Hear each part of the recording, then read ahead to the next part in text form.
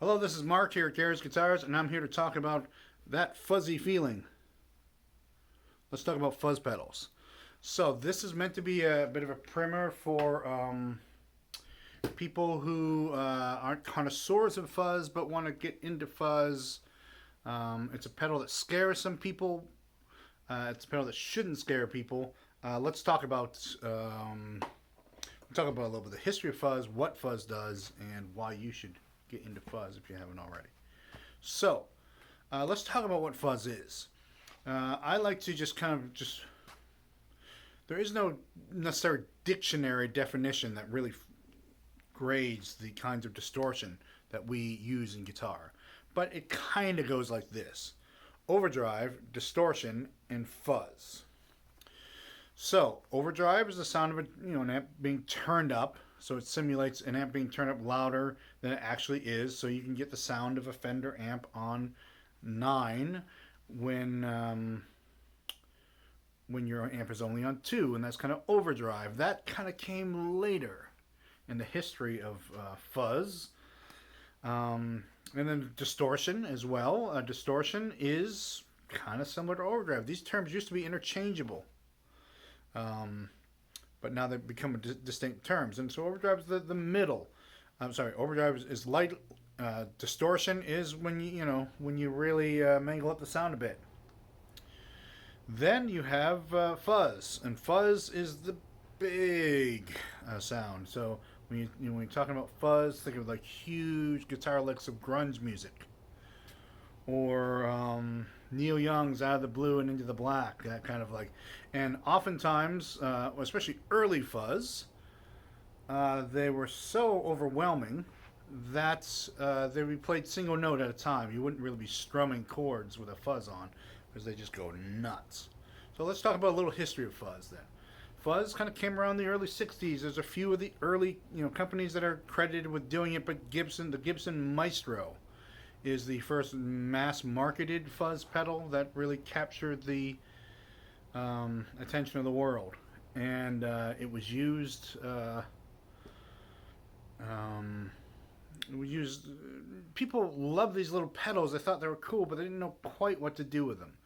Now, I don't know if this is true or not, but the sound of Satisfaction is not the Keith Richards Satisfaction is not actually a fuzz pedal, but he had recorded through a tape machine, so it was it was fuzz, but it wasn't through a pedal.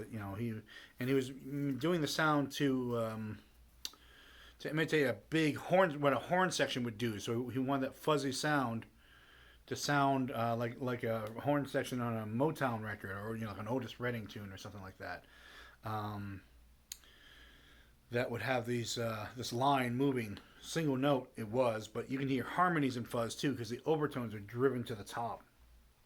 We'll get to that in a bit, hopefully, if I remember to. So, the rumor is it wasn't actually a fuzz pedal, but Paul McCartney on the Beatles' Think For Yourself used the Vox fuzz bass. Vox made a fuzz, and they made the fuzz bass. They actually built the fuzz into a guitar and a bass and sold it as a separate instrument. And just to be fun, the Beatles, the Beatles are always looking for sounds. They got the fuzz.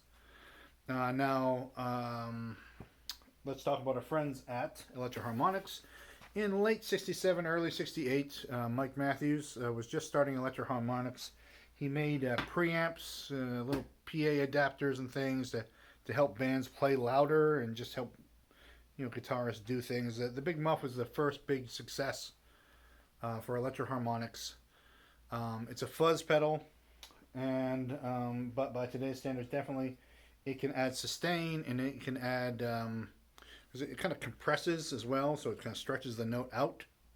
It can help your amp feedback very, get sustain out of your amp very easily because it because like I said, all those overtones it takes your overtones and pulls them out a bit because it's crushing down the sound. So when we talk about artists like Jimi Hendrix did he use the fuzz face? It slipped my mind right now. Anyways, the Dunlop fuzz face is this is the California version of what was going on. Very early fuzz pedal that that a lot of late 60s, early 70s rockers would use. So, fuzz found its place. Overdrive and distortion was done in recording, or usually live, because PAs were like 100 watts back in the 60s, and all the guitar amps were cranked way up. The Marshall amps, the kind of distortion they could get. Putting in a pedal came later. The MXR overdrive pedal, of course, the Ibanez. The best way to talk about, so like I said, three gradations. If we talk about the overdrive, if we talk about the Ibanez Tube Screamer, real good example of that. Distortion, kind of like the MXR calls this pedal distortion, and everyone makes a fuzz pedal now too, by the way. And then fuzz being the most extreme. But the thing about fuzz, especially the early fuzz, is you couldn't necessarily strum chords, or not full chords with it, because there's so much information, so many overtones that would conflict with each other, square waves bashing into each other. You strum an entire chord, and it would just become unintelligible.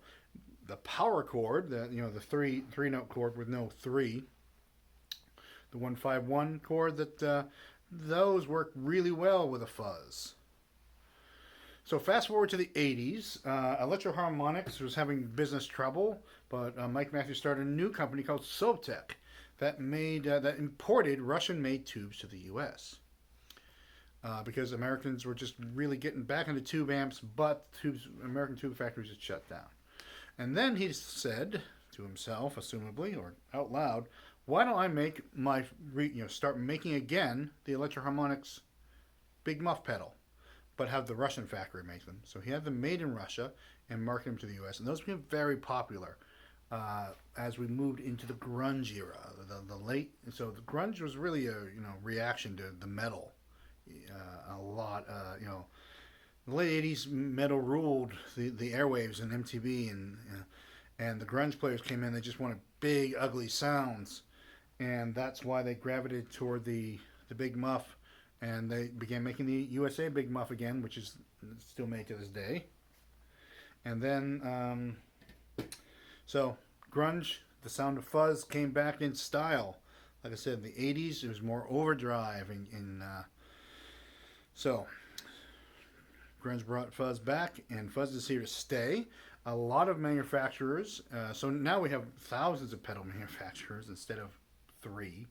There used to be just Ibanez, DoD, and Boss, and that was MXR, 4. Now there's so many pedal manufacturers, and there's been a lot of people. So fuzz scares a lot of people because they think it's too unruly.